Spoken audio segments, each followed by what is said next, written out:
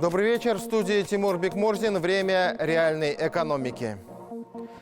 Операция модернизация не помешала бы всей России и каждой ее отрасли в отдельности. Но сегодня мы подробнее поговорим об энергетике, ключевом для страны секторе экономики. Почему энергетика так важна? В чем ее стратегическое значение? Начнем с очевидного. Энергетика – это основа основ, базис, если хотите, фундамент всего.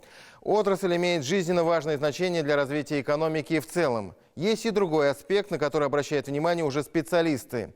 В России именно развитие компетенций в энергетическом секторе позволяет создавать конкурентоспособную производственную отрасль, применять новые технологии при строительстве дорог, мостов и домов. Российская энергетика сейчас развивается поступательно. Это если говорить об общем тренде. Он в целом позитивный. Наблюдается рост производства электроэнергии и внедрение новых мощностей. Однако есть и серьезные проблемы, риски, не учитывать которые нельзя, просто опасно. Износ оборудования. Сегодня это, пожалуй, самая острая, самая глобальная проблема всей российской экономики и энергетики в том числе. По оценкам экспертов, степень износа мощностей в российской электроэнергетике сегодня составляет около 65%. При этом степень износа в разных секторах отрасли не одинакова. Активы магистрального сетевого комплекса, управляемого федеральной сетевой компанией, устарели примерно на 50%. Следующим идет сегмент генерации, в котором производственные мощности амортизированы на уровне 65%. Наиболее изношенный сегмент – распределительные сети – до 70%. То есть вот они, масштабы проблемы. Все это, конечно, непосредственным образом сказывается на эффективности работы энергетики и, как следствие, всего реального сектора экономики. Ситуация следующая. По сравнению с развитыми странами потери российских энергосетей существенно выше, а показатели потребления топлива более чем на 20% выше, чем в странах с развитым электросетевым комплексом. Ключевой показатель – энергоемкость ВВП. Так вот, он у нас выше, чем в индустриально развитых странах в среднем в 1,5–2 раза. Правда, справедливости ради стоит отметить, что работа над энергоэффективностью российской экономики идет достаточно успешно и ориентир есть. Его обозначил Владимир Путин. К 2035 году снизить энергоемкость ВВП примерно в 1,5 раза. Как Татарстан движется по этому пути, повышение энергоэффективности своей экономики, что уже реализовано, что предстоит сделать в ближайшей и среднесрочной перспективе. Модернизация в энергетике – тема этого выпуска «Реальной экономики». Смотрите сегодня. Операция модернизации. Как преобразилась энергетика Татарстана за последние 5 лет? Какие новые мощности были введены? Как это повлияло на эффективность работы промышленности Татарстана? Аналитический обзор программы «Реальная экономика». Правильным курсом модернизация на объектах энергокомпании ТГК-16. Казанская ТЭЦ-3 – самая мощная и эффективная теплоэлектроцентраль города-миллионника. Как она развивается сегодня, специалисты расскажут. Второе дыхание Нижнекамской ТЭЦ ПТК-1. Энергообъект ТГК-16 ожидает масштабной модернизации и обновления оборудования. Все подробности от наших корреспондентов.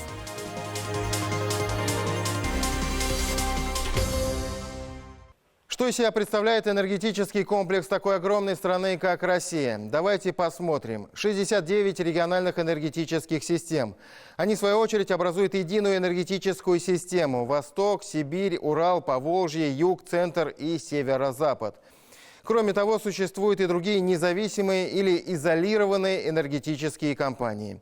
В России имеется около 700 электростанций мощностью более 5 мегаватт. К концу 2017 года общая установленная мощность ЕС на российских электростанциях составила более 244 гигаватт. Установленная мощность электростанций имеет следующую структуру. Тепловые электростанции 68%, гидравлические около 20%, ядерные около 11%. Это то, что мы имеем. От себя замечу, что энергобаланс России один из самых чистых в мире. Более трети генерации приходится на атомную и гидроэнергетику, на возобновляемые источники. Еще порядка 50% приходится на газ, применение которого существенно снижает давление на экологию. Сейчас перед страной стоит глобальная задача модернизации всей энергосистемы. Ориентиры и приоритеты обозначены в программе модернизации российской электроэнергетики до 2035 года. Основные цели такие: увеличить КПД электростанций, добиться снижения удельных расходов топлива на 10%, до 255 граммов условного топлива за киловатт-час, сократить потери в сетях в единой национальной энергетической сети до 4%, в распределительном комплексе с 9 до 6,5%. Мы сейчас не будем вас перегружать цифрами, отмечу только, что в программе заложены весьма амбициозные цели и задачи.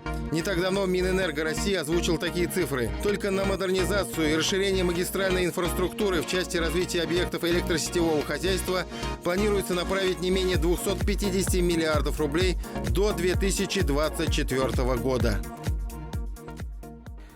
Какие из этих средств достанутся Татарстану на модернизацию нашей энергетики, сказать сложно. Пока в этом вопросе мы движемся с опережением, и это внушает определенный оптимизм.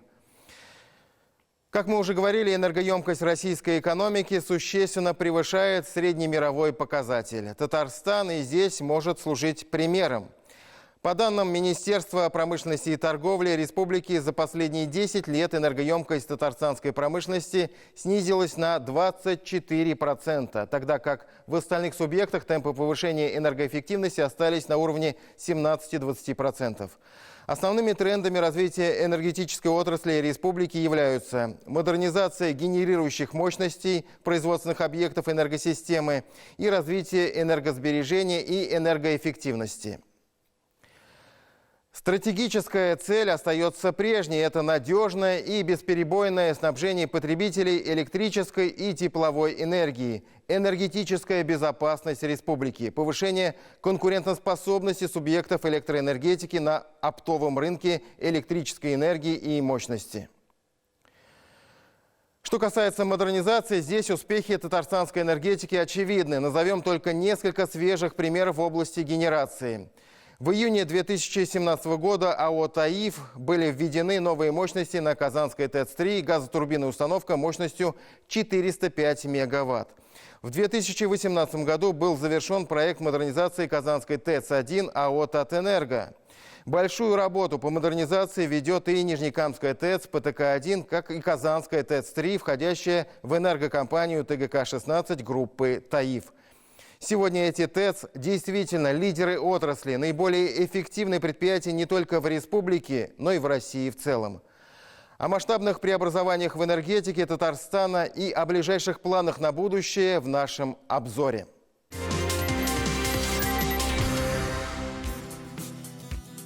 Татарстан – регион самодостаточный и промышленно развитый. Кто с этим поспорит? В том-то и уникальность республики, которая не только бережно сохранила, но и глобально модернизировала советское промышленное наследие. Нефтедобывающую и нефтехимическую промышленность, машиностроение, сельское хозяйство, авиапром, судостроение.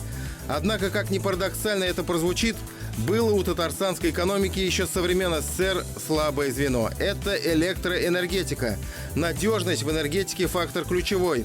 И то, что сейчас и в Казани, и в Нижнекамске создана устойчивая схема энергоснабжения, на самом деле большое достижение. Удивительно, но факт. В советское время вопрос надежности татарстанской энергетики решен не был. Дефицит электроэнергии был актуален для Казани вплоть до 2016 года. В Нижнекамске до ввода в эксплуатацию подстанции Бегишева нельзя было говорить о стабильности работы нефтехимической отрасли, да и всей промышленности Закамья. У нас впервые за всю историю Татарстана химическая промышленность получила первую и особую категорию надежности. Это и по Казани, и по Нижнекамску. Уже слово «дефицитный» Казанского района считается уже как ругательство, потому что тогда дефицит был вполне определенный, а сейчас и сетевое строительство вокруг Казани обновлено полностью. Вот эта огромная магистраль, так сказать, если там сравнивать с трубопроводами, огромным потоком влила в Казань энергию Щелоков. подстанции. Это линия больше 200 километров. Сегодня можно говорить со всей уверенностью, Татарстан создал надежную энергетическую базу, которая позволяет не только обеспечивать энергией действующие предприятия, но и смело строить новые производства. В Закамской зоне такие возможности появились благодаря строительству в 2016 году подстанции 220 киловольт Бегишева. Для обеспечения комплексного подхода по надежному и бесперебойному энергоснабжению нефтеперерабатывающих и нефтехимических предприятий района энергетики возвели и новые высоковольтные линии электропередачи. Энергомост Щелоков-Центральный, соединивший Казанский и Нижнекамский районы, стал важной вехой в новейшей истории не только Татарстана, всей России. Другой ключевой фактор – появление новых современных источников генерации энергии. За последние 5 лет в Татарстане модернизированы 4 крупные энергетические станции, что позволило увеличить мощность на 1,2 гигаватта.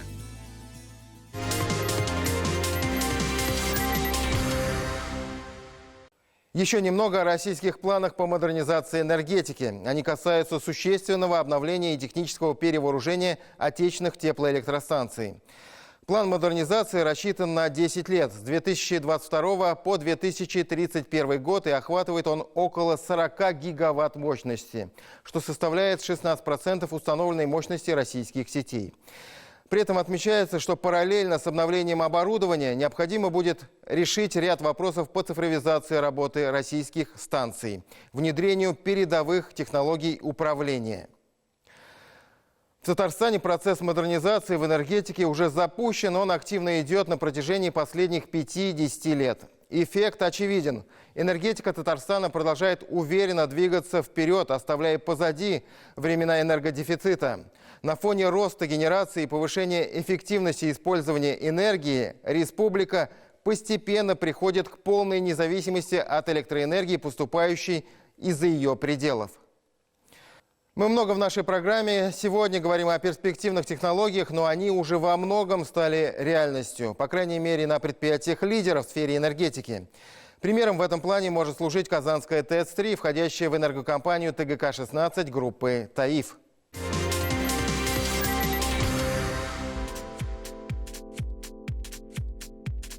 Казанская ТЭЦ-3 – одна из важнейших частей всей энергосистемы Татарстана. Она обеспечивает промышленный рост ведущих предприятий Казани и надежное тепло- и электроснабжение самого города. В основе ее эффективности и мощи передовые технологии от ведущих компаний-производителей энергооборудования. Новейшая газовая турбина General Electric на текущий момент одна из самых эффективных для такого типа турбин в мире. Мы вышли на совершенно недосягаемые прежде удельные расходы топлива, резко подняли экономичность, подняли надежность электроснабжения и теплоснабжения города Казани. При этом станция в плане экологии работает безупречно. Выбросы минимальны и практически безвредны. Новая ГТУ General Electric вырабатывает самые оптимальные в Казани по себестоимости тепло и электроэнергию. Стоит отметить, что после реконструкции и модернизации Казанская ТЭЦ-3, можно сказать, в разы нарастила мощности. Производство электрической энергии возросло в 3,5 раза. Установленная мощность станции увеличилась с 384 мегаватт до 790. Это двойное увеличение. Этот энергетический проект группы «Таиф» довольно точно отражает ее главную бизнес-миссию, выраженную в слогане «Сила во благо». В свое время руководством компании было принято стратегическое решение развивать собственную генерацию. Практика показала, это был абсолютно выверенный и правильный выбор «Таиф». Только эта установка на Казанской ТЭЦ-3 не просто открывает новые возможности для промышленных гигантов вроде Казань-Оргсинтеза, она обеспечивает доступным теплом и электричеством нужды населения Казани.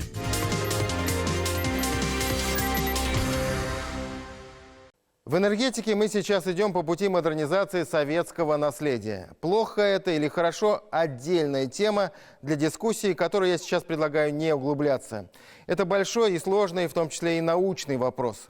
Факт остается фактом. От СССР нам досталась хорошая структура энергетики, генерации. У нас высокая доля атомной генерации, высокая доля ГЭС-генерации. Однако основой все равно остается тепловая энергетика. И это совершенно оправдано. У нас суровые климатические условия, самая высокая в мире доля централизованного теплоснабжения. Также мы видим сдерживание роста цен на газ для внутренних потребителей. Значительная территория при низкой плотности населения влечет такой фактор, как высокие затраты на содержание сетей. И все же, как проходило становление теплоэнергетики в России? В чем принцип работы ТЭЦ? Как они развивались в Татарстане? Алена Мартынец продолжит со своей рубрикой «Большой вопрос».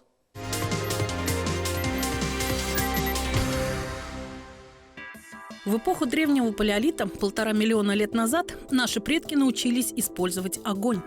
Шли века, и человек подчинял себе новые виды энергии, заставляя их служить своим целям. Люди достигали новых высот и все более ускоряли технический прогресс. Человечество создало сложные механизмы, построило огромные мегаполисы. На все это требуется колоссальный объем энергии. Например, в наши дни один город расходует столько тепла, сколько еще век назад требовалось целой стране. Мы уже привыкли, что вблизи каждого крупного населенного пункта есть генерирующие энергию станции. Действуют они в системе когенерации, то есть вырабатывают не только электричество, но и тепло. К слову, большую часть произведенной энергии в мире потребляет не население, а промышленные предприятия. Например, Нижнекамская ТЭЦ ПТК-1 является энергетическим сердцем промышленного узла Закамья и снабжает такие производства, как Нижнекамск-нефтехим, Таиф-НК, шинный завод и другие. Как же происходит выработка энергии на ТЭЦ? Газ поступает в котлы, сжигается, получается пар высокого давления, пар поступает в турбину, соответственно, происходит выработка электроэнергии. Все города охвачены сетью тепловых электрических линий. Но прежде чем человечество сумело оценить преимущества централизованной выработки энергии, прошли века. Впервые термин «электричество» в 1600 году употребил в своем трактате английский естествоиспытатель, лейб-медик королевы Елизаветы Уильям Гилберт. Ученый тогда изучал способность янтаря, натертого мехом или шерстью, притягивать обрывки бумаги, пушинки и другие легкие тела. От греческого названия янтаря – электрон, и образовалось известное нам слово «электричество».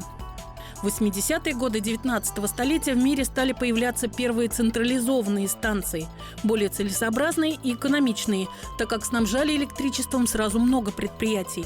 Первая в мире центральная станция была запущена в 1882 году в Нью-Йорке. Она имела мощность 500 киловатт.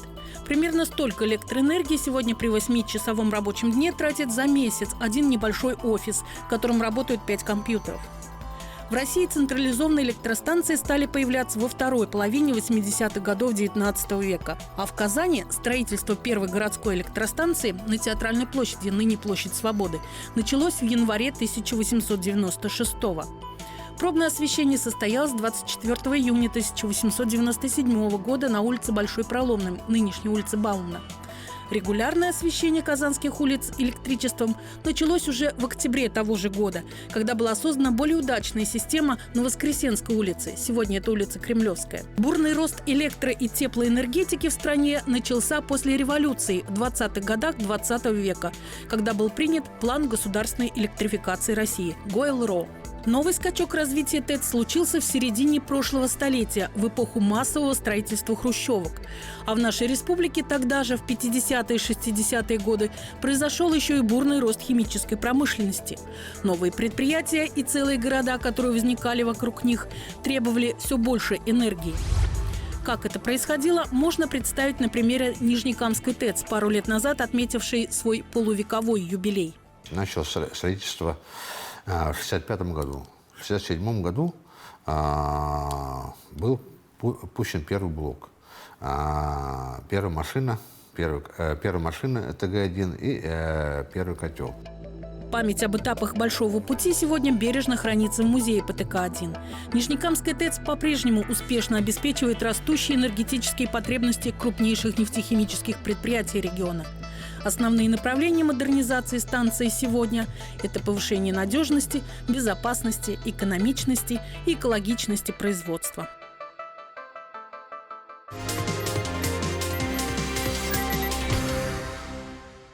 Самым масштабным проектом, как мы уже отмечали, стала модернизация Казанской ТЭЦ-3 и строительство газотурбинного энергоблока на основе уникальной газовой турбины корпорации General Electric.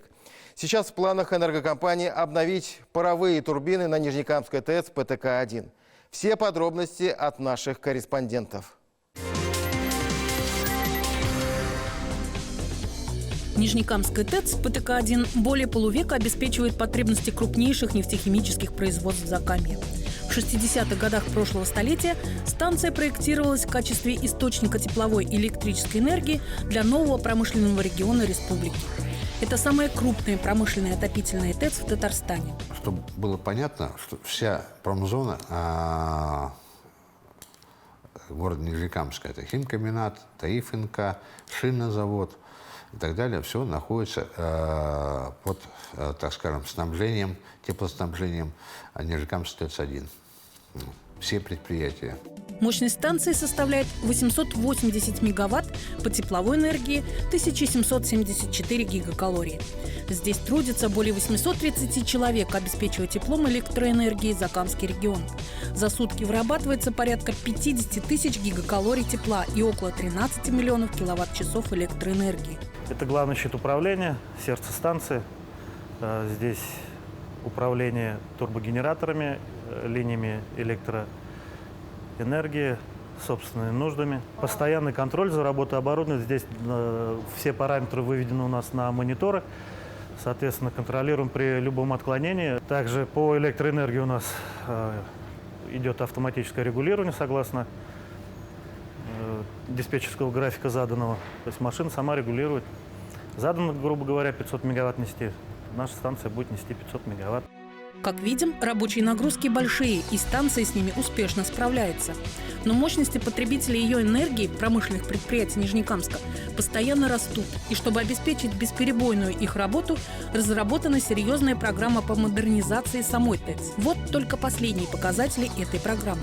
В минувшем 2018 году состоялось техническое перевооружение первого химического цеха. Наш химический цех необходим для очистки исходной сырой воды. Камская вода к нам приходит, мы ее очищаем для восполнения потерь пара в пароводяном цикле ТЭЦ. Также у нас есть еще схема очистки теплосети, то есть на теплосеть воду готовим. Также конденсат очистка. К нам приходит конденсат с химкомбината, свой производственный конденсат. Мы его очищаем и подаем опять в пароводяной цикл. Химически подготовленная вода на электростанции используется для восполнения объемов питательной воды, используемой для производства пара в энергетических котлах, и для подпитки тепловой сети в систему теплоснабжения. У нас вода проверяется на щелочность, на жесткость, на содержание хлора, чтобы оно соответствовало стандартам химобессоленной воды. Наша вода уже обработанная непосредственно на фильтрах, на осветлителях, на механических, непосредственно поступает к ЭТЦ на котлы. Дальше эта вода преобразуется в пар. Пар непосредственно идет в турбины. Ротор турбины крутится, генератор крутится, и электричество идет потребителю. После проведенной модернизации первого химцеха были установлены 3 новых цепочки по технологии АПКАРЕ. Производство химобессоленной воды выросло до 1900 тонн в час. А договоренность с основным потребителем пары и горячей воды ПАО «Нижнекамскнефтехим» позволила обеспечить максимальный возврат использованного конденсата. Результат – значительное снижение расхода химреагентов на водоподготовку и более рациональное использование водных ресурсов. При этом доля отходов, которые размещаются на собственных площадках длительного хранения ТЭЦ, снизилась на 4%. Сейчас по такой же схеме производится техническое перевооружение второго цеха химической водоочистки. И это лишь часть улучшений, которые благодаря модернизации произошли на ПТК-1 с 2010 года. Точки отсчета, когда Нижнекамская ТЭЦ стала филиалом АО ТГК-16 группы компаний ТАИФ. Руководству станции тогда пришлось практически с нуля решать многие технологические вопросы. Начинаем уже с 90-х годов, когда был спад промышленности и так далее, очень много было выведено оборудования в резерв, на консервацию и так далее. Мы все вывели с консервации, все оборудование. Мы все оборудование отремонтировали. На сегодняшний день Нижнекамский филиал ТГК-16 показывает один из лучших результатов по стране по уровню эффективности и удельным расходам топлива на производство энергии. Только за первое полугодие этого года выработка электроэнергии составила 2,5 миллиарда киловатт-часов. Отпуск тепловой энергии увеличился против уровня прошлого года на 1,2% и составил 9,4 миллионов гигакалорий. При этом топливо, затраченное на производство тепла и электричества, на Нижнекамской ТЭЦ-1 расходуется даже меньше, чем того требуется по нормативам. Так, по показателям 6 месяцев этого года на производство теплоэнергии шло 147,7 килограмма топлива на гигакалорию при норме 148 килограммов. А удельный расход топлива на отпущенное электричество составил 247,4 грамма на киловатт-час при норме чуть более 248 граммов. Эти показатели в сочетании с составом оборудования и тепловой схемой позволяют назвать станцию уникальной. Но на этом качественные изменения не закончатся.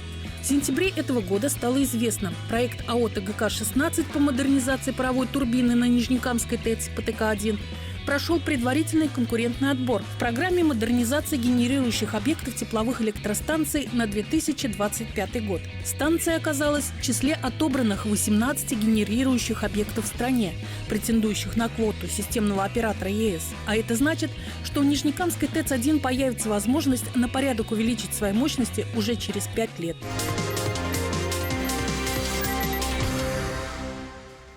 На этом у нас все. С вами была программа «Реальная экономика». Я Тимур Бекмурзин. Удачи в делах и финансового благополучия. Встретимся через неделю на телеканале «Новый век». До свидания.